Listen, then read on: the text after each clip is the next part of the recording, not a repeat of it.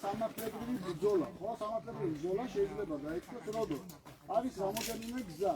ერთი არის სასამართლო, ასე ვთქვათ, წარმოება, როდის თქვენ გადავალთ, რომ აი ამ კუთხით დაგეხმაროთ და მეორე საკითხი ჩვენ ამოვიტანეთ პეტიცია. პეტიცია არის საერთო მიმართვის ფორმა, ჩვენ ასეთი მსგავსი რაღაცა უკვე დავაკეთეთ კირნატში და კირნატში იყო მოთხოვნა, სულხან მოთხოვნა იყო მაღალმთიანი სტატუსის. მოგესალმებით მეგობრებო, ბათუმელების ჩართვაში ჩვენ ვიმყოფებით ხელვაჩაურში, სოფელ მახოში, სადაც მოსახლეობას როგორც ჩვენ გვითხრეს, რამდენ 17-მდე ოჯახს აქვს მიწის, ასე რომ ვთქვათ, საკუთრებაში აღიარების პრობლემა. აქ შეკრებილი ადამიანები აცხადებენ ჩვენთან საუბარში, რომ იმ მიწებს, რომლებსაც წლების განმავლობაში სარგებლობდნენ მათი ოჯახის წევრები, ბებია-ბაბუები, მშობლები და ასე შემდეგ, დღეს რეალურად ვერ იკანონებენ, რადგანაც სახელმწიფომ ეს მიწები მოაქცია მის საკუთრებაში და გადასცა ეგრეთ წოდებულ ტყის ფონდს. ჩვენ რა თქმა უნდა ამ ადამიანებს გავესაუბრებით პირდაპირ ჩართვაშიც, რომ უკეთ მოგასმენინოთ მათი მოსაზრებები ამ პრობლემასთან დაკავშირებით.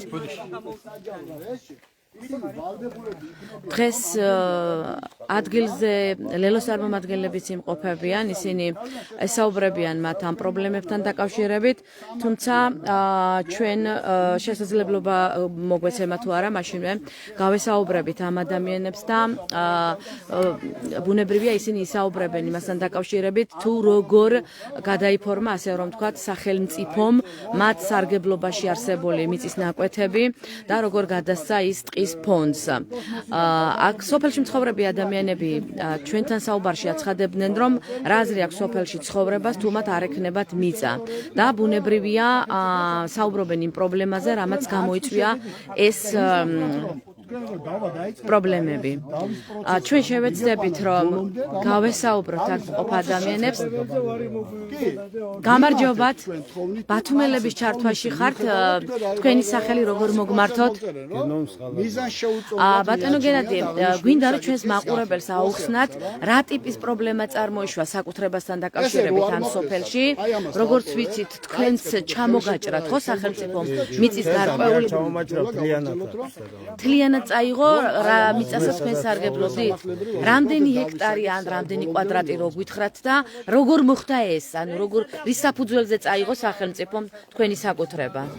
რავი, ტყის ზოლში არის, რო ეკუთვნის ტყესო, მანამდე მუშავდებოდა ბაბუა ჩემიც, მამა ჩემიც. მეც იქ გავაკეთე მე სახლი 2008 წელს ქოხი გავაკეთე. დღესაც იქ ცხოვრობ. შუქი მაქვს, გაზი მაქვს, მაგრამ დაკანონებას მარტო ეზოს ხო და სახს. ტერიტორიათასაც არ ვთხოვ, მაგრამ იმედია რა, არ ვიცი, ნახო. ანუ მიწა, რომელზეც სახლი დგას, ესეც არ გაქვთ არეგისტრირებული? თუმცა სარგებლობდნენ თქვენი წინაპრები, ხო, როგორც გეუბნებით? კი, ადრე თავიდანაც მოვაჩები ქოხი იყო, ხისა ეჩებოდა ძველათაც და მე ჩვენ ცოტა ქვისა მივამატე და ბავშვის ერთად ცხოვრობ ცოლის ერთად. რა გითხრეს, რატომ აღარ არის ის ტერიტორია, რასაც თქვენ წლების განმავლობაში სარგებლობდით? არაფერი გადაეცა დღესო, რა ვიცი, ასე არის. და რის საფუძველზე, ანუ თუ არსებობთ, თუ გაქვთ კიცებულება, ანუ რაიმე დოკუმენტი? არ მოსულა ერთი ადამიანი და არ უთქმია, რომ შენ აქ ნუ დადიხარ, ან ვაკეთებ რამეს აქ სხვის ტერიტორიაში შედიხარო, ხომ უნდა გაგაფრთხილოს. სანამ სახლს ააშენებდით, ხო? რა, იმან ყველგან კამერები აქვს, ხომ უნდა გაგაფრთხილოს.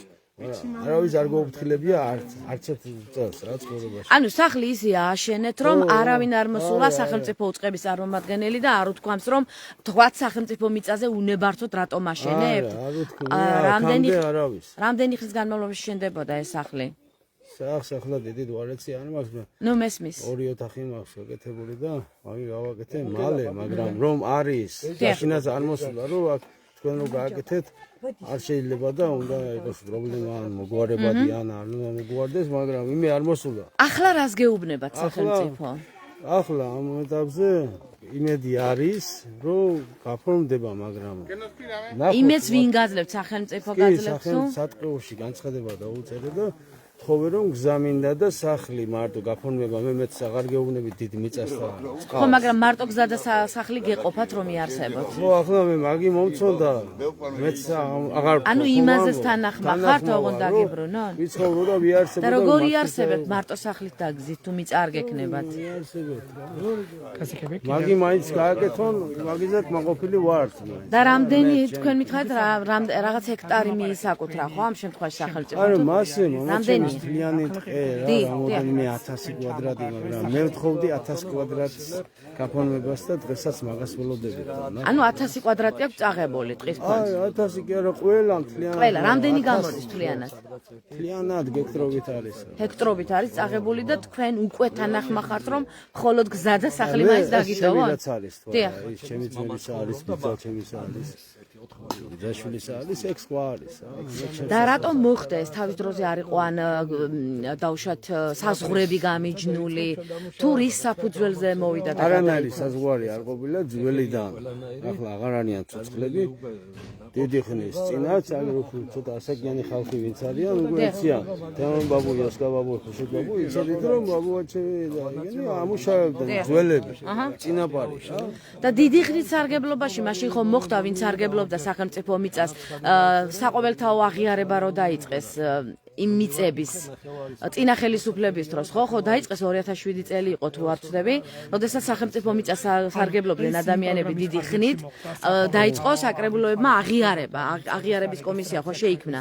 მაშინ რატო არ მიმართეთ თქვათ სახელმწიფოს და ეს მიწები რომლებსაც ჯარში ვიყავი და უბრალოდ მე ჯარში ცხოვრობდი და იქ ვჩებოდი და სამხედრო პირი ხართ? ქირაში ცხოვრობდი დროებით და უკვე მიწაში 6-7-ში და 7-ზე რა 2006-ში და 7-ში. შემდეგ ახლა მე გავაკეთე ქოხი რაღაცა ანუ მაშინ ვერ მოახერხე დარეგისტრირება და ეხლა წაიღო სახელმწიფო. მაშინ ვერ მოახერხე და სამსახურში შეკურებდი და არც ვიფიქრებდი რომ აი პრობლემა იქნებოდა კიდე. აი რომ არ დაგირეგისტრირონ, რას აპირებთ? ქუჩაში რჩებით ფაქტობრივად, ხო სხვა საკუთრება გაგაჩნიათ? სხვა ახლა მაქვს და არც სხვაგან სახლი, სადაც ცხოვრობ იქ. ანუ ეს გაგაჩნიათ მხოლოდ ეს მიწა-წყალი. გასაგებია, ძალიან დიდი მადლობა. კიდევ ერთ მოქალაქეს გავისაუბრებით, თქვენი სახელით შეიძლება ბოდიში ბატონო ზურაბ. კორექტირება მოხდებაო და აი ველოდებით ეს აფერია. ბატონო ზურაბ, ჩვენს მაყურებელსაც რო გაუზიაროთ, ანუ თქვენ რამდენი კვადრატი წაგართვათ, ასე რომ თქვა სახელმწიფომ თუ ტყის ფონდმა 3000 კვადრატი პარტი რა იქ. საკლარი იყო ადრე წინაპრიდაჩი. მამაჩემის მამის და იქიდან მოყოლებული ერთი 40 წელია ამუშავები მადგეს ხეხილია გაშენებული ყველანაირი. თქვენ გააშენეთ? კი, ჩვენი დარგული უკვე 40 წელიწადია და რა ვიცი, ესეთი რამე რო დაიწყო უფასო გაფორმებები, შარშან დამწერე განცხადება. ვარი მომივიდა ერთხელ, მე მივატრიალე მეორეჯერ კიდე დამწერე, კიდე ისე ვარი მომივიდა. მე მივაკითხე იმ სატყეოში რაღაცნაირი შეცდომა მოხდაო რა, ზევიდან გადაღება იმაზეო და კორექტირება მოხდებაო, ადგილების ისევ დაბრუნდებაო და რავი გაფორმდებაო და ნახოთ რა ვიცი. ეხლა რამდენი გაქვთ საკუთრებაში და თუ არის ეს მიწა საკმარისი იმისთვის, რომ სოფელში იცხოვრო და იარსებო, თქვათ. ამ მიწით, რაც ეხლა გაქვთ. საკუთრებაში რამდენი დაგრჩათ აღიარებული? საკუთრებაში, რაც მე აგერ ცხოვრობ, რაც მაქვს საცხა 5000 რაღაცა. ნუ პრობლემა არაა, თუ 10 იყოს, 20 იყოს. გადასახადი როც იყოს, რომ არ გადავხადო, კი ბატონო, მაშინ ჩავამართი, ჩავამაწერი, ხო? და ავიც მე მინდა რომ დავიბრუნო რა ჩემი წინაპარის ადგილი რა. აი ეს მაგალითად ის რომ წინაპრის საკუთრება და წინაპრების სარგებლობდნენ და ასე შემდეგ. ამის რაიმე ბევრი ამბობს, ამიტომ მაინტერესებს, რაიმე მტკიცებულება ან დოკუმენტი ან რამე მოდავე ხო არა, კი, მაგით არსებობს. არქივში ალბათ ქუთაისში იქნეს ჩადიიქაო და იქ ნახავ მაგას. რა მიქნეს ახლა ჩემს გვერდზე მესაზღვრეა. მესაზღვრემ გეიფორმა. გაუფორმეს და ჩემზე ვარი. ანუ მესაზღვრე მეზობელი ვინც არის გაიფორმა? მესაზღვრე გვერდზე იმას დაურეგისტრეს და თქვენ არა. როგორ მოახერხა მეზობელმა ამ შემთხვევაში? რა ვიცი. ფიქრობთ რომ ვიღაცებს უწევენ ანგარიშს და ვიღაცებს არა? რა თვითნებურად ეთყობა მასია, რა ვიცი, რა ვისაც ვინ ყავს, ან რა. ანუ ეგრეთ წოდებული პატრონს რასაც ეძახიან, ვინმეს თუ ყავთ ისინი იფორმებენ შეიძლება მიწებს. რა ვიცი, რამე გედეიხა და არ მეუბრებია, რა ვიცი. აჰა. ისიც რა მაინტერესებს ასევე არის თქვა ტურისტულად საინტერესო ეს სოფელი, რატომ არის დაინტერესებული თქვა სახელმწიფო? თუ არის ისეთი მიწებიან ადგილები, რომელსაც სახელმწიფო უპირებს თქვა ეგრეთ წოდებული ინვესტორზე მიცემას თუ არის ზოგი ადგილებიც კი გეიზადი ბაბუ, გეიზადი. იყო ადგილი ზევით ერთი ადგილი რაღაცას თბილისიდან ქონდა ნახე ის ადგილი ძველი გვარად უზრუნველებია ხო და ეს გეიგენ ამანო თბილისას უნდა ეყიდა ის ადგილი რა ეთი ბათუმის ხედები ჩანს და შესაძლოა ამის გამო რაღაც ზღვის ხედი ჭოროხის ხედი ბეტალიოტი და იქიდან ჩანს ყველაფერი ალბათ მაგითო ადგილები კარგი ანუ ამ ხრივ შეიძლება ვიღაცას ინტერესები ქონდეს ხო ამ სოფელში ჩარეული არიან და რა ვიცი თუ ვერ დაიბრუნეთ რა მოხდება ანუ აპირებთ რომ რაღაც იბრძოლოთ წაგართმევს მეუბნებიან მაგრამ მინდა რომ ნუ ფაქტია რომ წარწმეულია ხელი მოდი ხეებია დარგული ყველანაირი ხილს ვკრეთ ხელიანი დოზია ბაშლია ხალია მესმის ესაც ამუშავე მანამდე თესავდია ხო რა 3-4 ხელი რო გეიზარდა ვეღარ შევდიო ისე წმინდა რა ისე უყურებს ესაგებია ეს თხოვნა გვაქვს თუ იქნება რა ვიცი თუ არა და მე მაინც იქ ვარ შრომობ და უყურებ პუბლიკას კარგი დიდი მადლობა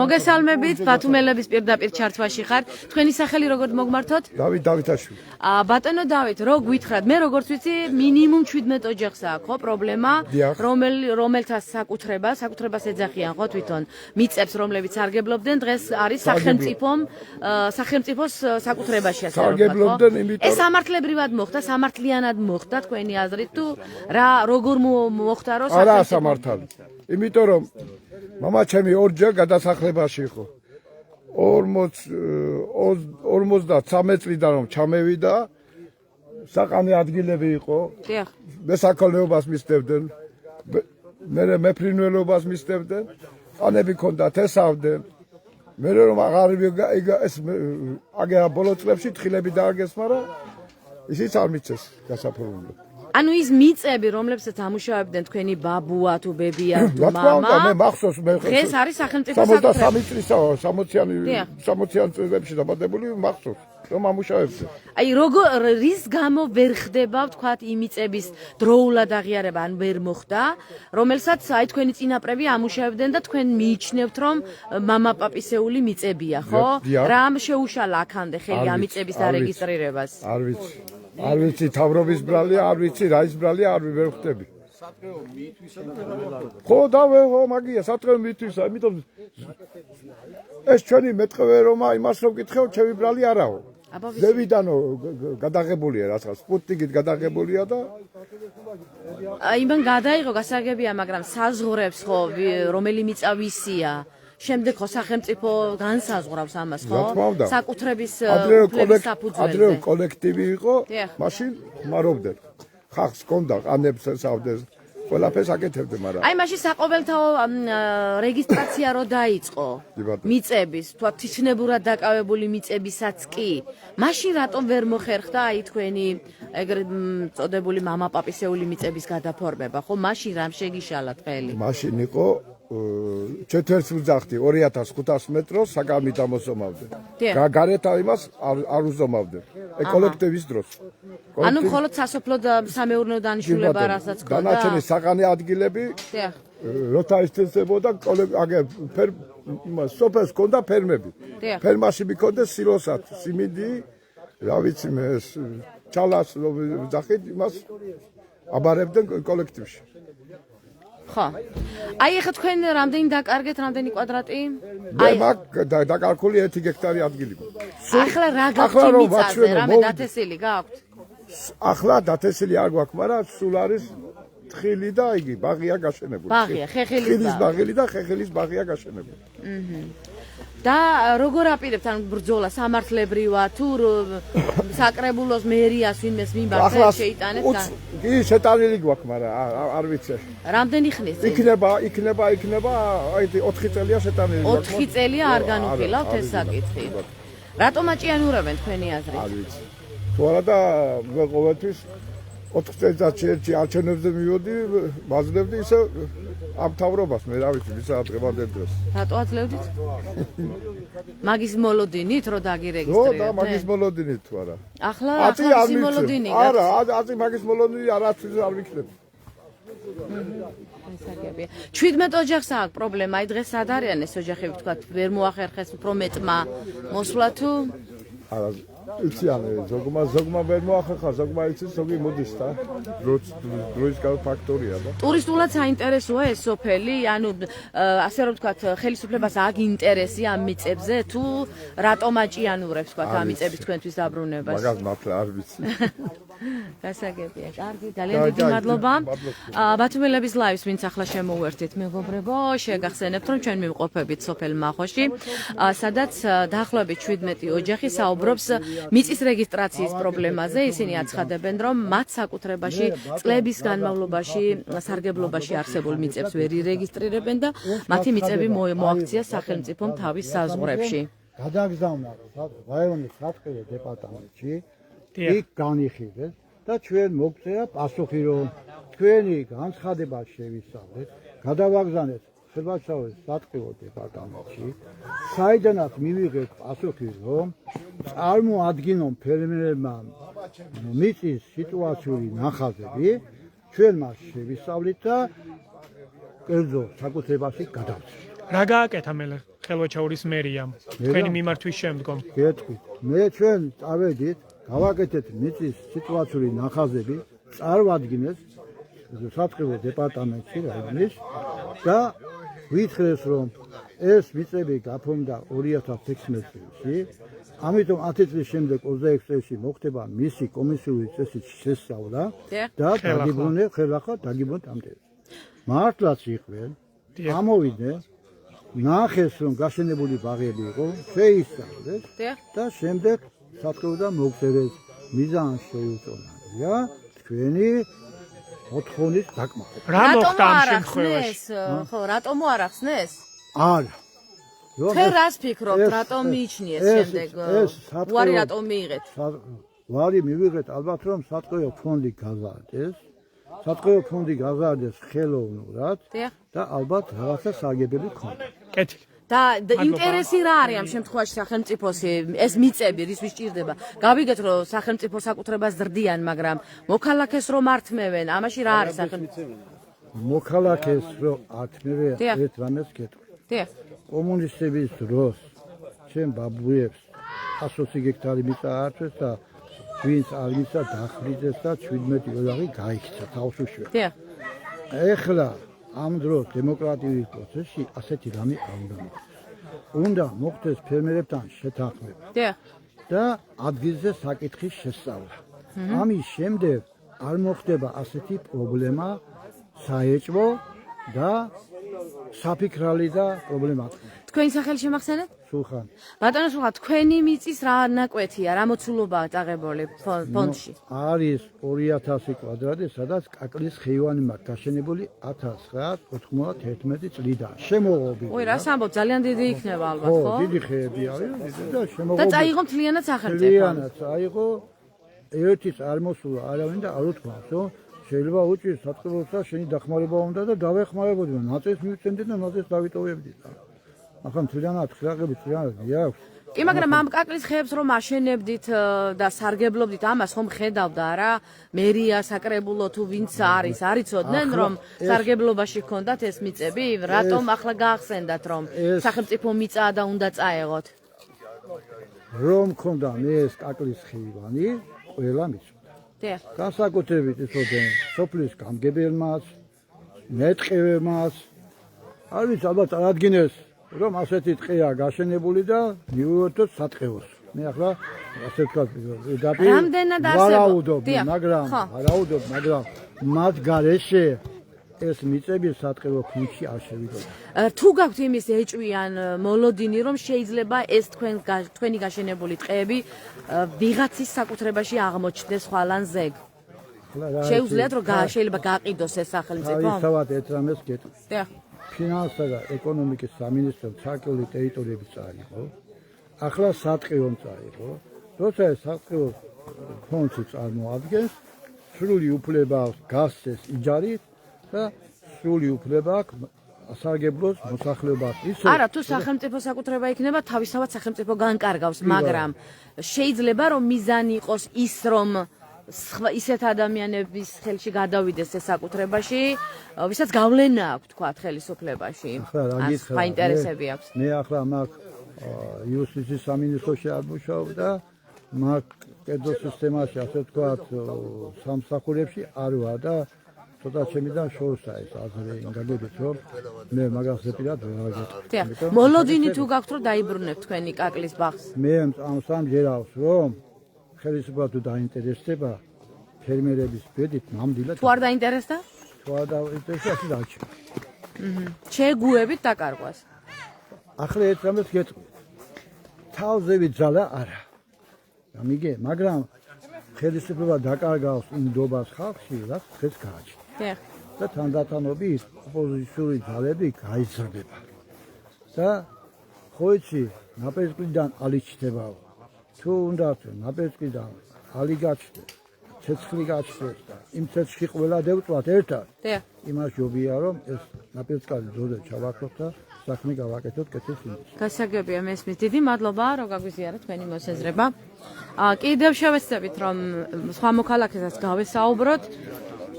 მოგესალმებით ბათუმელების ჩართვაში ხართ, თქვენს მოსაზრებასაც მოვასმენინებ ჩვენს მაყურებელს. როგორ მოგმართოთ? ბატონო აბდულ, თქვენ რა ტიპის პრობლემა გაქვთ? რა თქვენი საკუთრებაში არსებული, უბრალოდ სარგებლობაში არსებული რა მიწა მოხდა ტყის ფონდში და რამდენად გაზარალებთ ეს როგორც აქ ცხოვრებ, სოფელში ცხოვრებ ადამიანს? მაზარალე დღესაც ვამუშავებ მაგ მიწას, მაგრამ როგორც ასეთი დაკანონებით ვერ დავაკანონე მაგას. რა მოყავთ ამ მიწაზე? ტყილი, ვაშლი, ხეხილი. ხეხილის ბაღი გაქვთ? ხეხილი. რამდენი წელია რაც აშენებთ ეს ხეხილის მე ბაღი? რას დევბადე იქ ქონდა და იმის მერე კიდევ გვაქვს 64 წლის. ვარ ახლა დღესაც ვამუშავებ და მინდა რომ დავაკანონო, მაგრამ ვეღარ ვაკანონე. რატომ ვერ აკანონებთ? აი რა არის თავარი მიზეზი? სატყეო წაგართვათ ესე წართმევა არ ხდება, ხო? ანუ წართმევას რაღაც ძალით კი არ წაუწმიათ. ხო, საფუძველი უნდა კონდეს, ხო? ძალით არ წაუწმიათ, მაგრამ რა ვიცი ახლა და. რას ამბობს სატყეო? რამე რუკა არსებობს? რაიმე საზღვრების განცხადებები დაწერეთო, მე დაწერილი მაქვს, თანაც აზომილია ჩემი მიწა. ეს ზოგიერთებისა აზომილია და იქნებაო და სასამართლო ჩატარდეს და იქნება. ანუ სასამართლოთი დაიბრუნეთო, იდავეთო თუ იდავეთო. ხო, თქვენ რას აპირებთ? მე რა თქმა უნდა ვიდაო. აი ეს მიწის გარეშე საუბრობდნენ, რომ აი მიწის გარეშე დარჩენილი, ანუ სოფელში მაცხოვრებელი არაფერს არ ნიშნავს. სოფლიდანაც გარბიან ახალგაზრდები რომ არაფერი არა. მე ადმე წამსვლელი არ ვარ. თუმცა მიწის გარეშე სოფელში რთული იქნება ცხოვრება, ხო? კი ბატონო, მიწის გარეშე რთული იქნება რა თქმა უნდა. მიწები მაქვს, მაგრამ პატარა რა ვიცი, უნდა არ არის საკმარისი? საკმარისი არ არის. საქონელი მყავს. საქონელსაც ხო ჭირდება საძოვარი? ო, იმას არა, საძოვარი ტყეში განაუშვებ, ბალახი ხომ უნდა მოჭრა. დიახ. ო, და მაგის დამჭირდება. შემოღობილი მაგისე. გასაგებია. კარგით. ძალიან დიდი მადლობა. ბატონო ვაჟა, თქვენს რახან აქ ახართ, მაინტერესებს თქვენ შეისწავლეთ, მე მგონი, ხო, ამ სოფლის მოსახლეობის პრობლემა და რამდენი ოჯახი საუბრობს, ჩვენ 17 ვიცით. უფრო მეტი ხომ არ არის და რას უკავშირებთ მაგალითად ამას, რომ ადამიანებს წაართვეს ფაქტობრივად წლების განმავლობაში სარგებლობაში არსებული მიწის ნაკვეთები. ეს რამე კონკრეტულ ამბავს დაუკავშირო ხარ რთულია, თუმცა ყველაზე მარტივი რაზეც შეიძლება ჩვენ ვისაუბროთ არის ის, რომ ჩვენი ხელისუფლება არის ძალიან გულგრილი და თითქოს ის ადამიანებს არ უდგას გვერდში, ხო, როცა ხელისუფლება გვესაუბრებოდა, რომ თითქოს 5 მილიონი უნდა კონდეს სოფელს და წავახალისოთ პირდებოდნენ სხვათა შორის 2012 ეს იყო მთავარი დაპირება ერთ-ერთი, ხო, 5 მილიონი ყველა სოფელს. 5 მილიონი სოფლებს და ჩვენ ახლა ადამიანები გვესაუბრებიან იმას, რომ ჰექტრობით ტერიტორია მამაპაპისეული ტერიტორია სატყეომ წაართვა.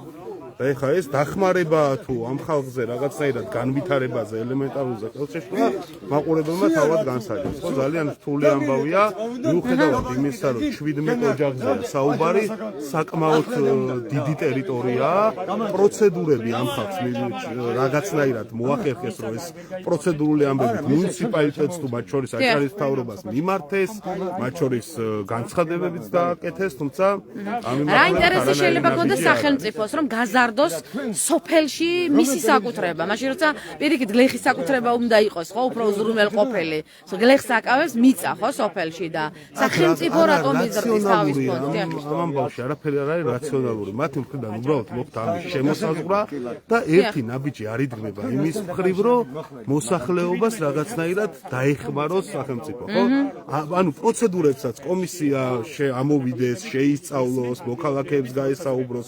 ამასაც კი ანუ უნიათოა ეს ხელისუფლება, ის კი არა რომ რამე ინტერესი აქვს, ვერ ახერხებს ამ მარტივი ბიუროკრატიული ამბების გაკეთებას მოსახლეობისთვისაც კი და ეს არის მართლა რა ვიცი ხა სოფელი რომ პრიორიტეტი აქვს, ის ხელისუფლება ესე არ უნდა იქცეოდეს და მაშინ როცა მოსახლეობის დახმარება, სოფლის მეურნეობა იყო პრიორიტეტი, ჩვენ ვხედავთ დაცულ სოფლებს და აჭარის რეგიონი გამორჩეულია ბოლო სტატისტიკათაც ამ ზემოაჭარა განსაკუთრებით იძლევა. განსაკუთრებით ზემოაჭარა და ამიტომ თუ ჩვენ გვინდა შედეგი რომ სოფელში დარჩნენ ადამიანები, რა თქმა უნდა მსგავს ხარდაჭერა სახელმწიფოს მხრიდან არის ძალიან მნიშვნელოვანი და აუცილებელი, რომ საკუთარი მიწა, მამაპაპისეული მიწა გლეხმა შეძლოს და სახელმწიფოს ჩარევის გარეშე დაამუშავოს. დიდი მადლობა ბაჯა, კიდევ ერთი მოქალაქეა მოსული და შევეცდებით რომ მათი მოსაზრებას მოგასმენინოთ. ვისაც საშუალება ქონდა ეს კოლექტივის მიწა გაიფარმა. დიახ. და სახელმწიფომ რამოდენიმე მიწა მან მიითვისა. რატომ მიითვისა? რატომ მიითვისა? ალბათ მას აწყობდა და ამიტომ მიითვისა. ვინმეს ინტერესებს ხედავთ ამ მიწების მითვისებაში კონკრეტულ პირებს? ამ მიწების ინტერესებისათვის ქართული ოცნებაც, აბა მე ვიქნები და სულხანამ ხალაძე თუ აჭარის საგზავნო დეპარტამენტი იქნება. ეს ქართული ოცნებიდან ვინმეს ხომ არა აქვს აქ ბიზნესი, ვთქვათ, ამ სოფელში? ან ტურისტული რამე ბიზნესი ხო არ არის დაინტერესებული? ვის რაღაც უნდა ჩემო კარგო სოფელი რომ სოფლიდან ყველა მიდის, მაგრამ სახელმწიფო ასე თამაშობს რა. ჩვენ ახალგაზრდები ხართ. აჰა, აი როგორ თამაშობს სახელმწიფო? სახელმწიფო ასე თამაშობს. ერთი სიტყვა რომ პური შეწყდეს დამთავრებულია. არავინ აიცის რა უნდა მოხდეს. არც ქართული ოცნებამ, არც ლელო, არც გირჩი, არც ნაციონალისტი არავინ აიცის რა უნდა მოხდეს. თქვენ დაკარგეთ რამე მიწა აი ამ? მე არაფერი დამიკარგია. საკუთრებაში რამდენი გაქვს? საკუთრებაში მორ ახლა 1 გექტარი მიწა 4-4 რო გითხრა აჭარული. კი ბატონო. სოფელს აქვს პერსპექტივა და რა მიმართულებით მაგალითად? სოფელს არაფერი პერსპექტივა არ აქვს. არა, რატო? არა, იმიტომ რომ ეს მახოს ხედინა სოფელი ხომა.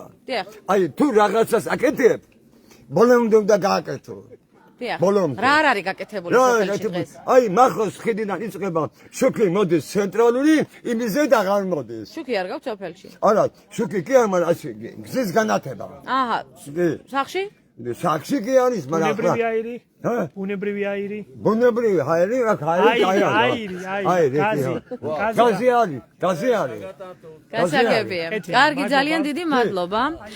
ბათუმელების ლაივს ვინც ახლა შემოვერთეთ მეგობრებო, შეგახსენებთ რომ ჩვენ ვართ სოფელ მახოში, სადაც აქ ადგილობრივი მოსახლეობა აცხადებს რომ 17-მდე ოჯახია დაახლოებით, შესაძლოა იყოს მეტიც, მაგრამ ჩვენ ყოველ შემთხვევაში 17 ოჯახზე გვაქვს ინფორმაცია რომ მათ პრობლემა შეექმნათ წლების განმავლობაში მათ სარგებლობაში არსებული მიწების რეგისტრაციაზე და ის მიწები, რომლის რეგისტრაცია თქვათ, თავის დროზე ვერ მოახერხეს, მთლიანად სახელმწიფომ წაიღო. ამ შემთხვევაში ასახელებენ სატყეო ფონდს, რომ მთლიანად წაიღო სატყეო ფონდმა ჰექტრობით მიწები, სადაც მათ წლების განმავლობაში ჰქონდათ ხეხილის ბაღები გაშენებული. და დღეს მოქალაქეები საუბრობდნენ ჩვენთან სწორედ ამ პრობლემაზე, რომ თუ სოფელში გლეხი დარჩება მიწის გარეშე, შემდგომში პერსპექტივას კარგავს სოფელი, რადგან სოფლებიდან მიგრაცია ისედაც მაღალია, როგორც თქვენ იცით, სოფლები ისედაც იცლებაო და ამიტომ ბუნებრივია საუბრობენ იმაზე, რომ თუ გლეხს მოტივაცია არ ექნება სოფელში დარჩენის, ეს ხელს შეუწყობს კიდევ ერთხელ იმას, რომ სოფლები დაიცალოს და სოფლიდან მიგრაცია გაიზარდოს და სწორედ ამ პრობლემაზე საუბრობდნენ აქ მყოფი ადამიანები. მე მადლობას გიხდით იმისთვის, რომ ამ დროის განმავლობაში იყავით ჩვენთან, გვისმენდით და უფრო ვრცელი ინფორმაცია შეგიძლიათ მოისმინოთ ჩვენს გამოცემაზე ბათუმელებზე. ახლა დაგემშვიდობებით დროებით მომავალ შეხვედრამდე.